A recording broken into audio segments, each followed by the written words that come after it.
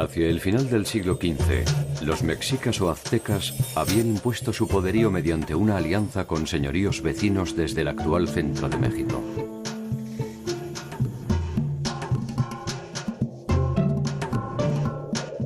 En Sudamérica, los incas ya poseían el control territorial de una vasta extensión que incluía desde Colombia hacia el norte hasta Chile y Argentina en el sur. Si la dinámica de sus respectivas historias hubiera avanzado sin interrupciones, es más que probable que en algún momento ambas culturas podrían haberse encontrado. De ser así, el escenario de este encuentro hipotético se habría producido en el área centroamericana.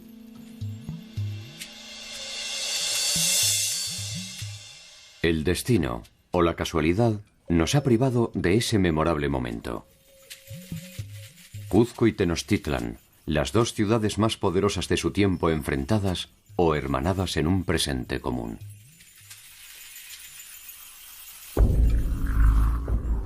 ¿Se habrían maravillado el uno del otro?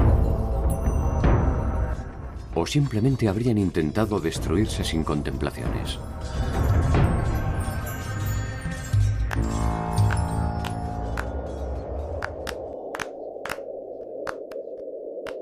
Un hecho inesperado abortaría este escenario posible. El inicio de la invasión europea.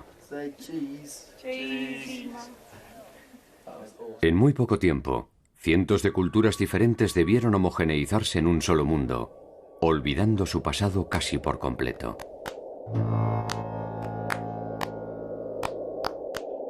¿Cómo fueron los años finales de los grandes imperios latinoamericanos?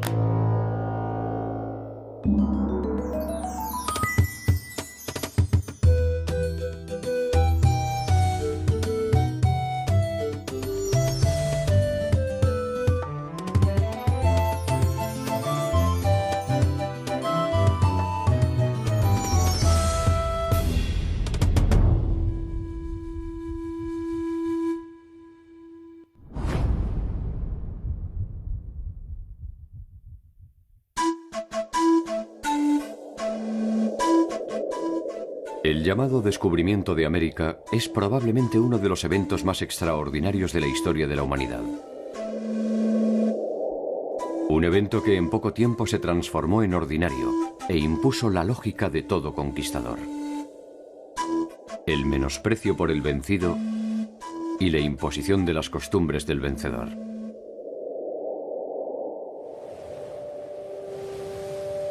En 1511, un barco que tenía como destino las costas de Santo Domingo naufragaba en Centroamérica.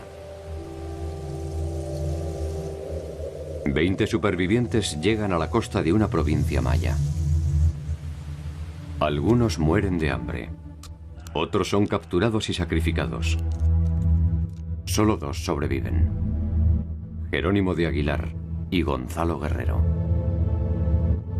Gracias a ellos, los mayas comienzan a conocer algunas particularidades de la cultura europea.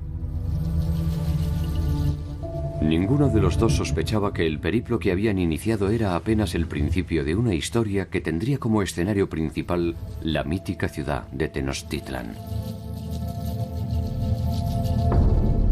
Tenochtitlan fue una ciudad fundada por los aztecas en un islote del lago de Texcoco en el año de 1325. La ciudad de Tenochtitlan llegó a ser una de las maravillas del Nuevo Mundo. Se calcula que llegó a tener entre 150 y 200,000 habitantes. Ellos fueron grupos que ya habían estado en las cercanías del lago buscando un lugar de establecimiento y escogieron este lugar porque era un lugar privilegiado para la defensa militar. El islote se ubicaba en el centro del lago y con esto iba a tener una enorme ventaja a nivel del control del comercio y la circulación de las canoas. La ciudad como islote estaba unida a la tierra firme por medio de 4 grandes calzadas y luego una gran calzada dique, la cual es una obra de ingeniería mayor que hicieron los mexicas en la época ya de esplendor de su cultura. En estas calzadas dique había tramos en los cuales eran interrumpidos por huecos y se ponían puentes móviles y entonces en casos de ataques militares se recogían estos puentes móviles y se podía así aislar la ciudad como un islote verdadero. Desde ese pequeño islote, Tenochtitlan habrá de crecer hasta desarrollar el imperio más vasto del México antiguo. El líder supremo de Tenochtitlan se conocía bajo la denominación de Hueytlatoani.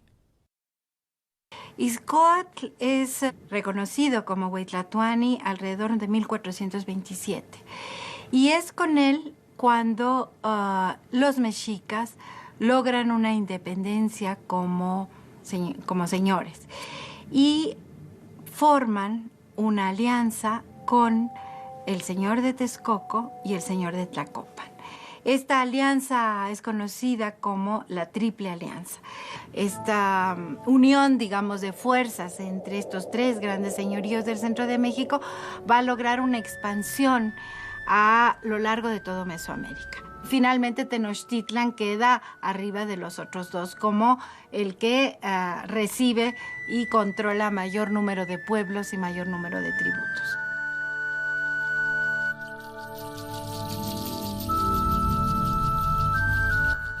En el momento de la llegada de los españoles, los aztecas son gobernados por Moctezuma Xoyocotzin, más conocido como Moctezuma II. Nacido en 1466 en Tenochtitlan, había conseguido la sucesión en honor a ciertas campañas militares, a su fama de hombre sabio y sensible, pero fundamentalmente gracias a su espíritu religioso.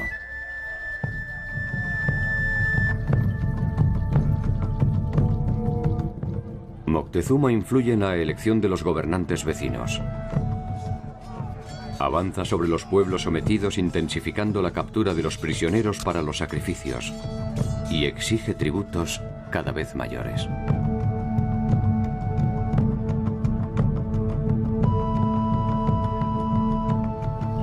La señal de no pagar tributo significaba rebelión. Y si la negativa era no vamos a pagar tributo, inmediatamente ese pueblo era arrasado. Muchas veces las fuentes nos dicen que se destruía totalmente esta población y se llegaba al extremo de rociar con sal los campos de cultivo, de tal manera que no se iba a volver a cultivar en esa región. Estas incursiones, que se conocen con el nombre de las Guerras Floridas, se produjeron indistinta e indiscriminadamente contra los señoríos de Chalco, Cholula, Huejotzingo y Tlaxcala. El reino mexica se hace cada vez más poderoso y el nombre de Moctezuma se pronuncia cada vez más lejos. Desde que conquistaron Cuba en 1514, los españoles empezaron a tener noticias, todavía muy vagas pero muy atractivas, de la existencia de unas tierras mucho más ricas y mucho más pobladas hacia el occidente. Las noticias no tardan en producir una serie de expediciones de exploración que encuentran el territorio maya en la península de Yucatán. El gobernador de la isla, Diego Velázquez, que era el que patrocinaba estas empresas, le encargó la tercera expedición a un pariente político suyo, que era Hernán Cortés. Cortés tuvo más fortuna que las expediciones anteriores porque en uno de las escalas que hizo en su camino a Veracruz, en la zona de Campeche, se enfrentó primero con los señores de la zona, tuvo una batalla bastante fuerte, y por cierto esta fue la primera batalla que realizaron los españoles en el continente americano, en que cuentan que se les apareció la figura de Santiago Matamoros, que era un santo guerrero, que era el protector de los guerreros católicos cuando combatían a los infieles. Esta primera batalla formal entre españoles y mesoamericanos se define con una victoria de las fuerzas de Cortés, quien ofrece a los vencidos una alianza estratégica. Pese a las diferencias idiomáticas, no tiene dificultades en hacerse entender.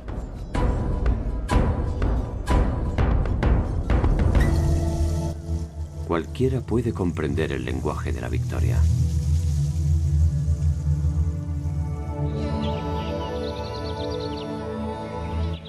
Por otro lado, en el grupo de Cortés se ha producido otra aparición milagrosa.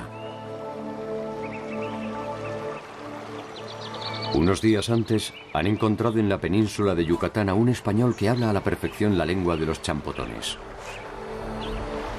Jerónimo de Aguilar. Jerónimo de Aguilar había sobrevivido con dificultad sirviendo a las órdenes del jefe Taxman. Su compañero de infortunio, Gonzalo Guerrero, a las del jefe Nachancam. Al encontrar a los españoles, Jerónimo de Aguilar sintió que sus plegarias habían sido escuchadas. Gonzalo Guerrero, en cambio, hacía tiempo que había dejado de rezar. Gonzalo Guerrero se le ofreció en matrimonio la hija del señor que lo recibió y se incorporó con bastante éxito a la sociedad yucateca. E inclusive cuentan los cronistas españoles que se decoró el cuerpo a la manera de los mayas, haciéndose tatuajes y perforaciones como los hacían los nobles mayas. En cambio, Jerónimo de Aguilar no tuvo la misma fortuna y no quiso absorberse de la misma manera. Cuando Hernán Cortés llegó a Cozumel, unos mayas le comentaron que había 2 españoles en la tierra. Y Cortés, muy interesado, mandó llamarlos a los 2.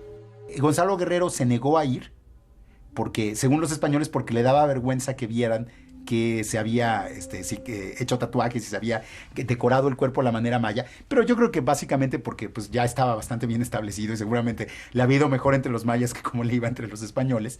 Y Jerónimo de Aguilar, en cambio, pues que había estado guardando esta esperanza de ser rescatado, acudió inmediatamente al llamado de Cortés. Al conocer las lenguas mayas, Jerónimo de Aguilar se transformará en la primera mitad del puente de oro que conduce a Tenochtitlán. La segunda mitad tendrá nombre de mujer. Entre los regalos que Cortés recibe de los champotones, hay algunos sirvientes y un grupo de mujeres cautivas que los acompañarán. Entre ellas está Malinche, o Doña Mariana, como la llamarán los españoles. Malinche no solo habla maya, sino también náhuatl, la lengua de los mexicas. Ella, antes de ser esclava, había sido hija de un gobernante. Como fue educada en una corte, en un ambiente de un gobernante, yo creo que Malinche, una de las grandes ventajas que le dio a Cortés es que conocía el protocolo, las reglas de la política indígena. Y ese tipo de interpretación cultural, que va mucho más allá de lo lingüístico, también debe haber sido clave para el papel que jugó la Malinche. Entonces, por medio de Jerónimo de Aguilar, que traducía del español al maya, y de Malintzin, que traducía del maya al náhuatl, ya Cortés podía tener una cadena de comunicación más o menos eficiente. El Códice Florentino ofrece una imagen posible de Jerónimo de Aguilar. Podría ser uno de los pocos españoles que aparecen en torno a Malinche cuando oficia como traductora. La imagen de Gonzalo Guerrero, en cambio, exige una construcción conjetural. Gonzalo Guerrero se tatuó las manos, se horadó nariz y orejas y se unió a una mujer maya con la que tuvo descendencia. Cuando las expediciones españolas posteriores intentaron conquistar Yucatán, en los años 20 y 30, unos 10 años después, combatió al lado de los mayas contra los españoles.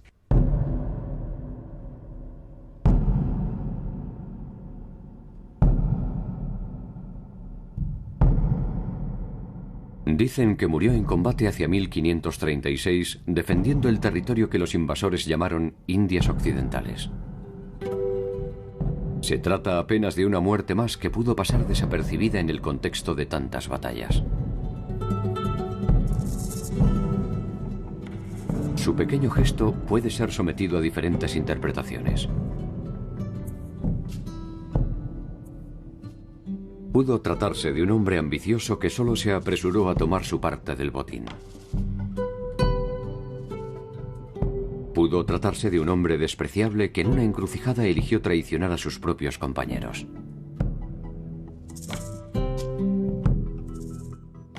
Pudo tratarse de un hombre confundido que, simplemente, eligió el bando equivocado. O tal vez pudo tratarse de un hombre que vio que el nuevo mundo estaba habitado por otros nombres, otros aromas, otros dioses y otras sensaciones. Si fue así, si Gonzalo Guerrero fue este último hombre, tal vez sin querer ofreció una de las pocas versiones de esperanza que nos regala la historia.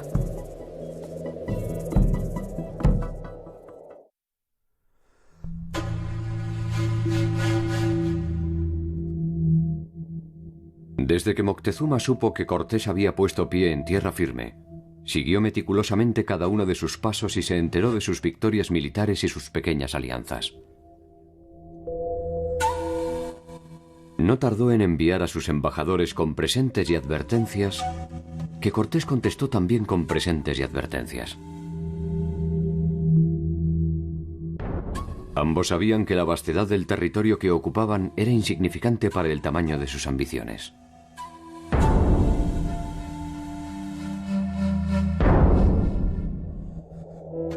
Moctezuma espera en Tenochtitlan y debe soportar una clara muestra de la irreverencia de Cortés, quien en su propio territorio se anima a fundar la ciudad de Veracruz. Desde allí, Cortés iniciará el viaje que lo conectará con sus principales aliados, los tlaxcaltecas. Tlaxcala aparece siempre como un señorío independiente que se rebela ante el control de los mexicas, pero que los mexicas los tienen cercados. A mí me parece a veces que era un poco un juego político, ¿no? Porque estas guerras, ¿no? Estas las llamadas guerras floridas, que eran con el objetivo de obtener cautivos para los sacrificios, ¿no? Entonces como que me da la impresión a veces que era como una especie de arreglo, ¿no? Entre ellos, porque uno no puede entender cómo se habían logrado conquistar y someter a pueblos tan lejanos, no podían someter a Tlaxcala. En Tlaxcala se debaten los pasos a seguir ante la llegada de Cortés. La primera decisión es enfrentarlos militarmente. Lo hacen en 4 oportunidades. En 4 oportunidades son derrotados.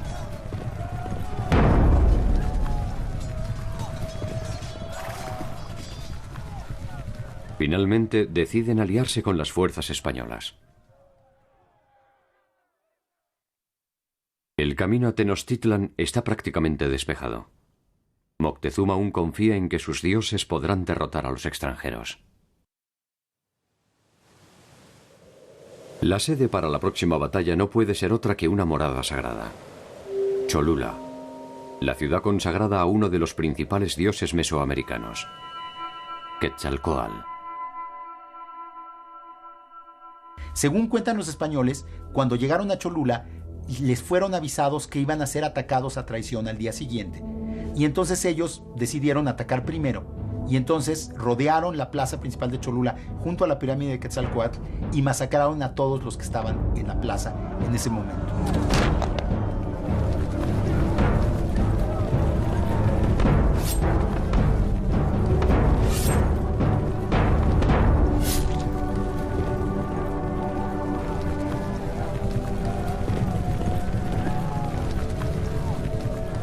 No sabemos cuántos fueron los muertos, deben haber sido centenares, inclusive millares de personas, pero el impacto psicológico de esta matanza en un santuario, en el principal santuario de Mesoamérica, fue brutal en toda la tierra. El impacto estremecedor no tardó en imponerse en todo el territorio. Las especulaciones se acabaron repentinamente. No importaba ya quiénes eran los recién llegados. Tampoco si su naturaleza era divina. El tiempo de los dioses originarios había terminado. Y la cruz de los cristianos se multiplicaba en las cimas de los templos mesoamericanos.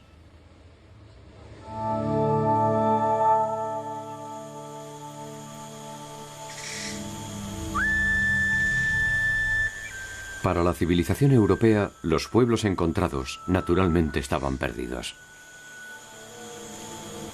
Esta perdición no solo era geográfica, era fundamentalmente temporal.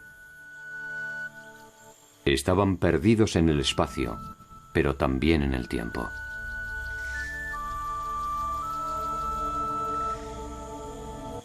Una de las tareas que se impusieron era la de traerlos hasta el presente. La evidencia de este atraso fue variada. La ausencia de escritura, una supuesta inocencia original y una aparente barbarie. Los indios deben viajar hacia una nueva condición desconocida. Este tránsito de la condición de indio campesino, que es un tránsito que tiene que ver con las condiciones sociales, económicas y culturales de la población, se da dentro del contexto de la colonia. Todos comienzan a ser tributarios, todos comienzan a ser los sectores inferiores de la sociedad y la condición cultural de indio comienza a ser considerada una condición prohibida. Se prohíbe el uso del idioma, se prohíbe el uso de ciertas indumentarias que representaban la cultura propia. Si hay un proceso de desculturalización, se pierde la cultura porque se evangeliza a los indígenas. Por otro lado, se gana esa cultura nueva, esa cultura campesina. El tránsito de indio campesino es un tránsito largo, doloroso, dramático. En ese sentido, la conquista de Mesoamérica, en el caso específico de México, fue una extensión de la guerra de reconquista española, porque se vio como la posibilidad de la corona española de traer más miembros a la cristiandad. Era la oportunidad histórica de los reyes de España de hacer una gran aportación a nivel mundial, de conseguir nuevos fieles para la iglesia que tanto defendían. En esos escasos años se intentó reformular completamente una variedad de culturas diversas para convertirlas en una sola. Se viajó desde el trueque o la reciprocidad a la economía mercantil. De la escritura pictórica y jeroglífica a la silábica. De un sistema numérico avanzado a uno arcaico. Del politeísmo al monoteísmo.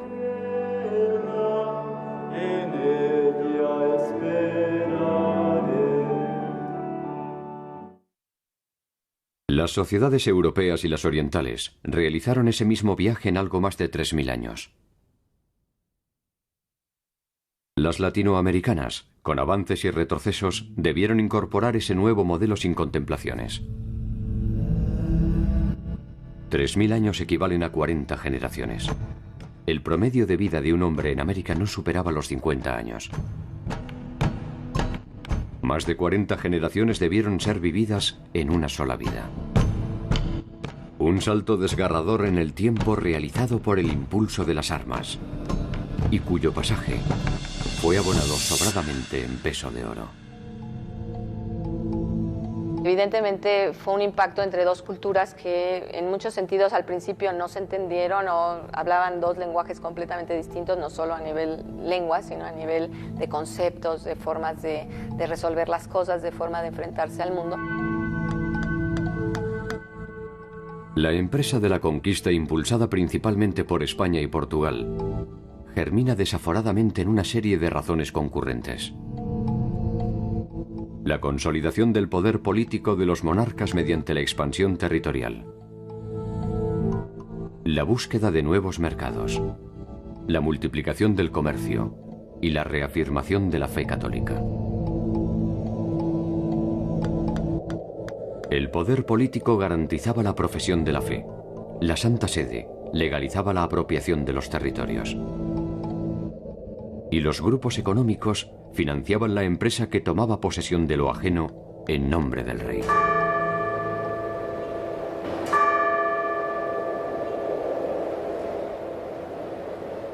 El instrumento que permitió la conjunción de estos intereses políticos, económicos y religiosos se concretó en una institución tan compleja como atractiva: la capitulación. Bueno, las capitulaciones son la forma legal que encontró la corona española para organizar las empresas de conquista.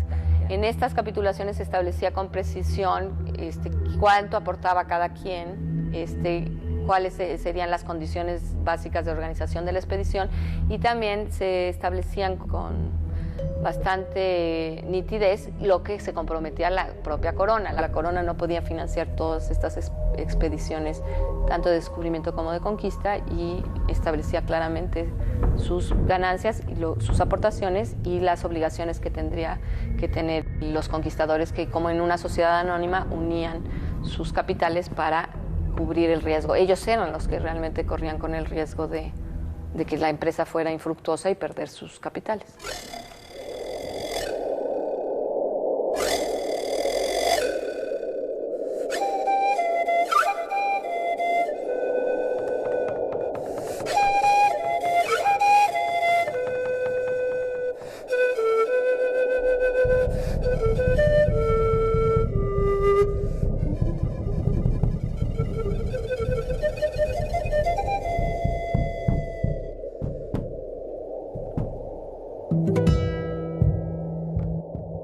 El Imperio Inca fue la organización estatal más extensa de América.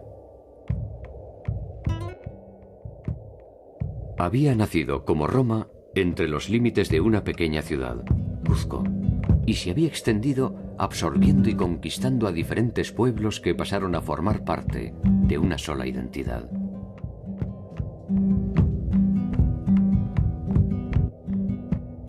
Es sin duda una de las civilizaciones andinas más memorables. Sus ejércitos llegaron a contar con decenas de miles de hombres. Sus ciudades fueron refinadas y monumentales. Su red de caminos se calcula en más de 20.000 kilómetros. Y su población se ha estimado entre los 12 y 30 millones de habitantes. Es una sociedad muy compleja. Fíjese la parte económica y la parte social. En la parte cultural había una religión propia, una cultura propia, lenguas muy ricas, también originales y propias de la población. Esa existencia de una totalidad hace que el mundo andino pudo funcionar como una república aparte, con sus propios valores. El nombre con el que los incas identificaban a su territorio era el de Tahuantinsuyo, y estaba dividido en 4 grandes suyos o regiones. Chincheysuyo hacia el norte, Contisuyo al oeste, Antisuyo al este y el Collasuyo al sur. La referencia a partir de la cual se realizaba esta división era su capital, Cuzco. Una sucesión de hechos inesperados cambiaría el equilibrio del Estado inca. Hacia 1493 se inicia el gobierno de Huayna Cápac. Si bien la sede del Estado inca fue históricamente Cuzco, Huayna Cápac había fijado su residencia en Quito, desde donde consolidó sus conquistas hacia el norte. La importancia de Cuzco se va debilitando, y las posibilidades de expansión del Estado inca se consolidan hacia el norte en detrimento de las áridas y empobrecidas tierras del sur.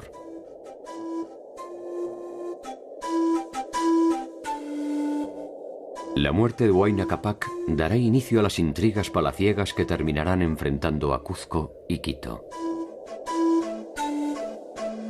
Las sucesiones incas son muy tumultuosas, con muchos asesinatos, intrigas, porque no había lo que hay en Europa, la primogenitura. Entonces era un número limitado de candidatos y había que escoger entre esos limitados candidatos. De ahí que vienen crímenes, pasiones, y se matan y hacen de todo.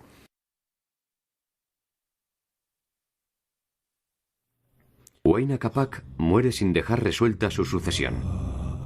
2 de sus hijos se disputan el control del imperio. Uno de ellos, Atahualpa, controla la parte norte con sede en Quito. El otro, Huáscar, la parte sur con sede en Cuzco. Las ambiciones de los hermanos no tardaron en desencadenar un enfrentamiento. Por primera vez, dos ejércitos incas se enfrentaban en el campo de batalla.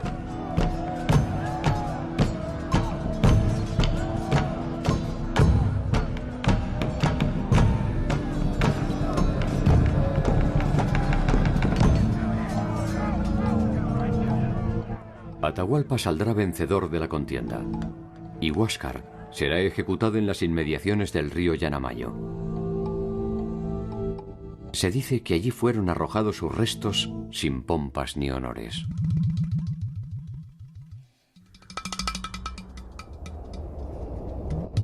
Atahualpa apenas puede saborear su victoria. Debe partir hacia el pueblo de Cajamarca, atento a la llegada de unos pocos y extravagantes intrusos que habían arribado por el norte del imperio.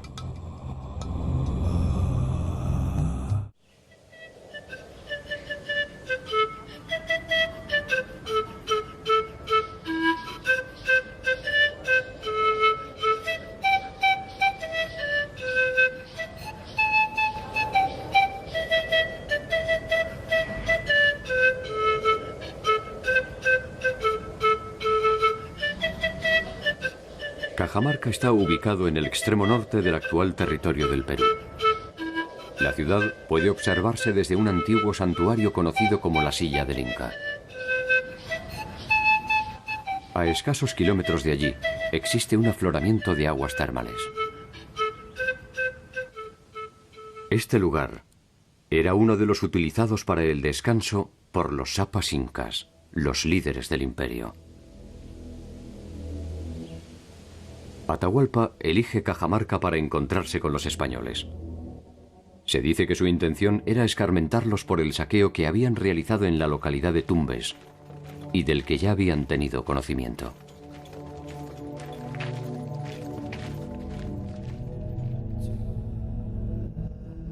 Al frente de las fuerzas españolas iba un tal Francisco Pizarro, encomendero y exalcalde de Panamá, hijo natural de Gonzalo Pizarro Rodríguez. Los españoles que conquistaron primero América Central y el estrecho de Panamá, poblaron Panamá hacia 1510, 11, 12, 13. Panamá era un centro de entrenamiento y de fabricación de conquistadores. Su base de operaciones para descubrir el Mar del Sur, que es el Océano Pacífico, que lo descubrió Balboa, y luego comenzar a navegar hacia el sur en búsqueda de eso que comenzaban a escuchar como una suerte de gran imperio, gran país con muchas riquezas, ¿no?, que era el imperio de los incas. Tuvieron que pasar 20 años para llegar a poder acercarse a las costas de Tumbes. En ese periodo muchos conquistadores se entrenaron en Panamá y uno de ellos fue Francisco Pizarro, que llegó bastante joven y estuvo en Panamá como 10 años y llegó al Perú cuando él tenía 52 años. Pizarro fue un conquistador auténtico, analfabeto, soldado de los 15 años y conquistador a los 52 años de un imperio indígena. Francisco Pizarro, Diego de Almagro y Hernando de Luque son los principales asociados de la empresa que terminará invadiendo el imperio inca, merced a la capitulación de Toledo otorgada por Carlos V en 1529. Cuando Pizarro llega con sus vanguardias, tenía mucha información al respecto. Cuando había llevado a indígenas a Panamá para que les informen y para que aprendan la lengua de los conquistadores, que nunca la llegaron a aprender bien. Atahualpa había logrado recientemente el control absoluto del imperio. Los españoles no eran más que una comitiva reducida que no ofrecía en principio una amenaza concreta.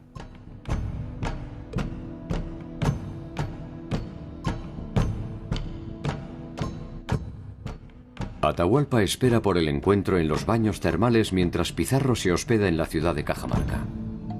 Las crónicas indican que los soldados de Atahualpa habían acampado en lo que son los baños fuera de Cajamarca, y los soldados de Pizarro acamparon en los alrededores de la plaza principal de la ciudad. Y fue una noche tensa.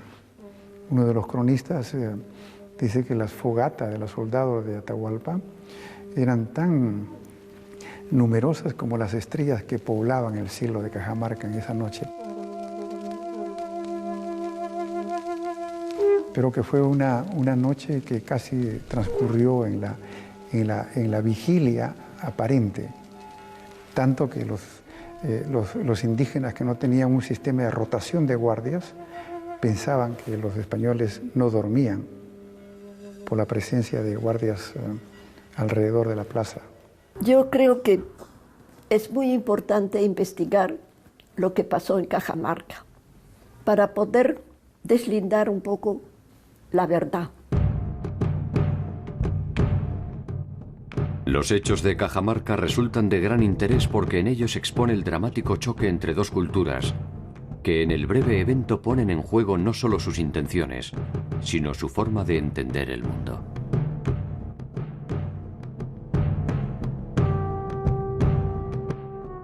En esa particular sucesión de gestos y reacciones, se desnuda la naturaleza de la Trinidad que dio impulso a la conquista: la espada, la fe y, fundamentalmente, el oro. Y por la tontería de Atahualpa, que quería ver de cerca a estos que vinieron antes del segundo viaje de Pizarro y que se fueron. Entonces tenía miedo que se fueran otra vez y no los había visto. Entonces ordenó que subieran hasta Cajamarca.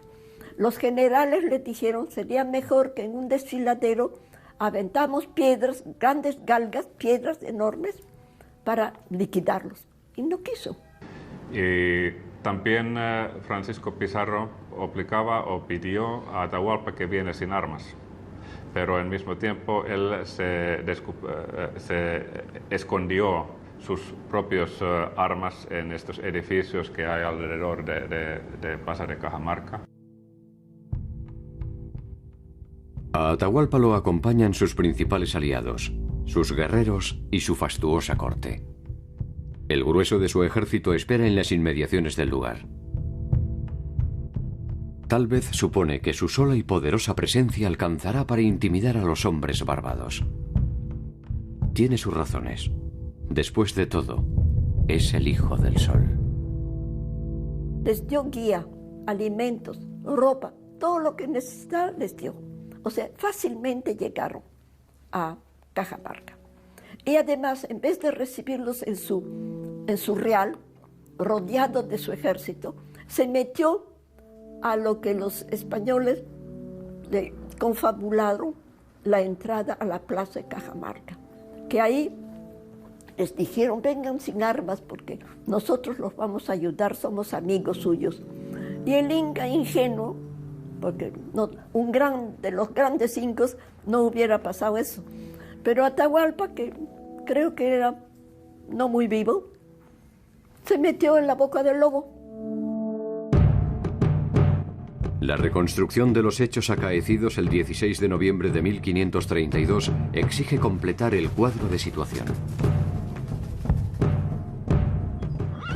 Pizarro espera con sus principales hombres armados, sus imponentes caballos y armaduras, sus socios en la empresa, un sacerdote de nombre Valverde y un intérprete que sobrevivió al tiempo bajo el nombre de Felipillo.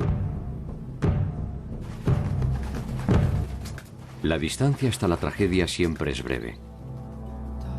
En este caso, es apenas un detalle menor. Un libro que todos los cronistas identifican como una Biblia.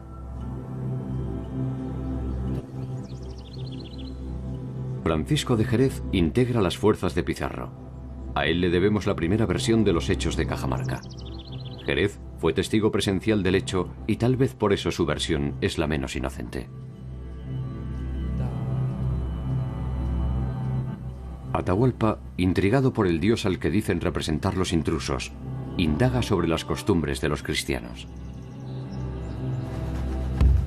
Fray Valverde entonces comparece y le explica por intermedio de Felipillo que hay un único Dios verdadero y que Él viene en su nombre.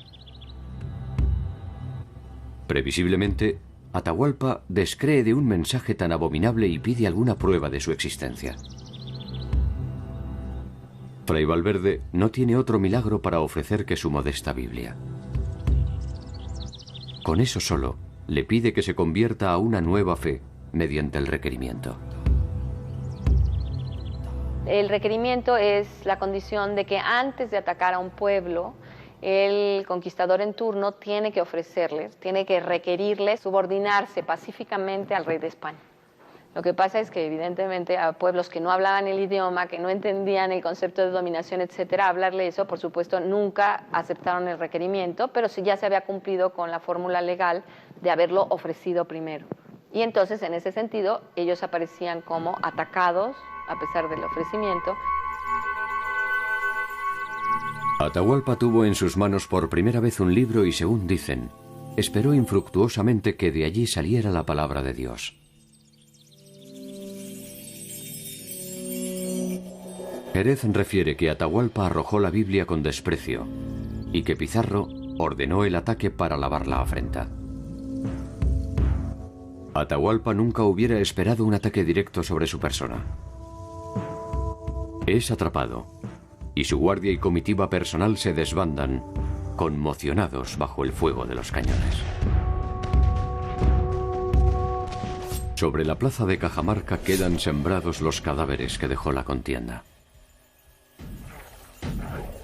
Se produjo una suerte de violenta estampida de la población indígena y de disparos de españoles que terminaron con la vida de muchos indígenas, que murieron más por la estampida que por el enfrentamiento militar con los españoles.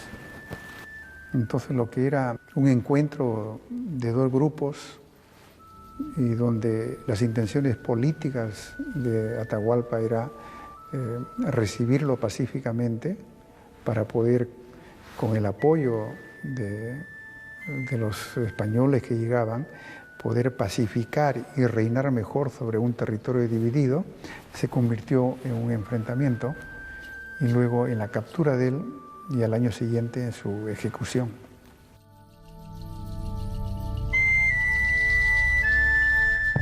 El llamado Cuarto del Rescate es una sencilla y modesta edificación.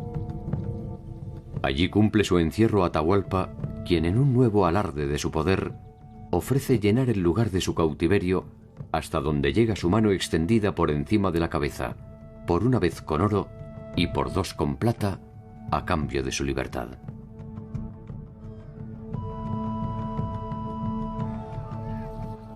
Pizarro es fiel a su naturaleza y naturalmente acepta. El oro y la plata viajan hasta Cajamarca. Sin embargo, lejos de ser liberado, Atahualpa es sometido a un juicio por los españoles y ejecutado, acusado de haber asesinado a su hermano Huáscar, a quien ni Pizarro ni los suyos habían conocido. Según esta primera versión, los hechos de Cajamarca son una reacción de Pizarro ante la afrenta andina.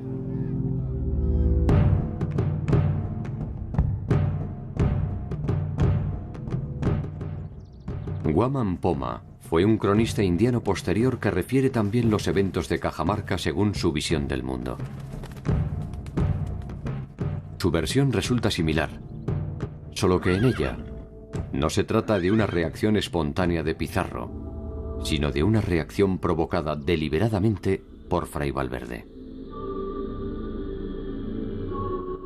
Al parecer, Pizarro se habría negado a atacar a Atahualpa, y solo lo hizo ante la insistencia de Valverde, quien no estaba dispuesto a perdonar una afrenta a su Dios.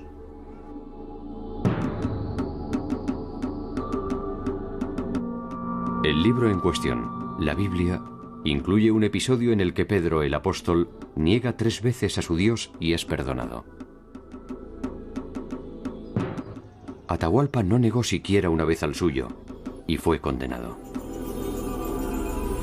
¿Será que su Dios no era tan indulgente?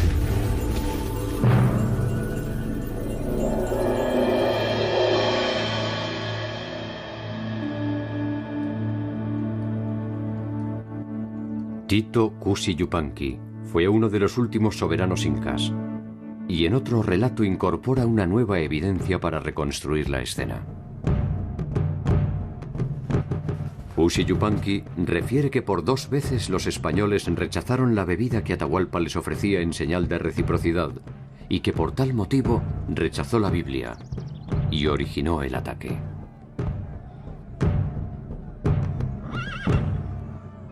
La versión inca se fundamenta también en una afrenta, solo que en este caso el primer ofendido es Atahualpa.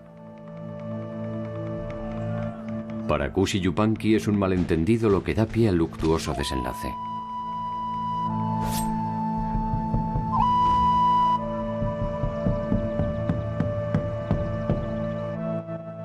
Otra versión corresponde al inca Garcilaso, quien tenía por padre a un español y por madre a una inca.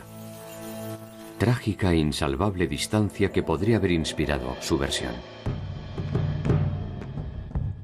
Garcilaso había abrazado la religión católica y recopilado con gran detalle la cosmogonía e historia de sus antepasados. Según él, el requerimiento se complicó por la impericia de Felipillo, quien no logró traducir correctamente las palabras del fraile. La Biblia cayó accidentalmente mientras Fray Valverde intentaba infructuosamente detener a Pizarro para que no hiciese daño a los indios.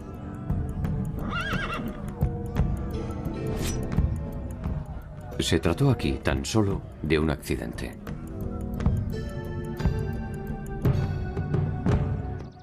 De alguna forma todas las versiones parten de una premisa común: la dificultad para tolerar el mundo de los otros. En defensa del líder andino pueden esgrimirse algunas razones de peso. Su legitimidad está sustentada en su origen divino. ¿Cómo se le dice al hijo de un dios que su padre es un fraude? ¿Por qué un emperador debería obedecer a un capitán? ¿Con qué imprudencia se propone la conversión de un reino en un solo acto? Las preguntas no hacen otra cosa que embarullar lo simple. Las 4 historias terminan con los incas muertos y un cuarto lleno de oro. Cuando Atahualpa enteraba que los españoles quieren oro y plata, prometió llenar 2 edificios grandes, otro con oro, otro con plata, en condición que después Pizarro lo podría dejar en libertad. Pero lo que pasó que cuando rescate estaba cumplido, las autoridades, quien estaba con Pizarro, representantes del rey de España, obligaron a Pizarro a matar a Atahualpa.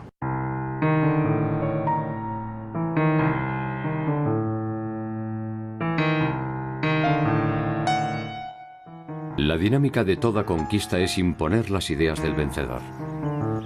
En ese sentido, las fuerzas europeas no se diferenciaban sustancialmente de los ejércitos de Moctezuma o de Atahualpa. El triunfador se define por el resultado de las armas, pero la derrota siempre es de naturaleza espiritual. Los dioses mesoamericanos y andinos fueron los primeros derrotados. Y este quiebre en las creencias de los pueblos originarios contribuyó al derrumbe de sus estructuras políticas y sociales.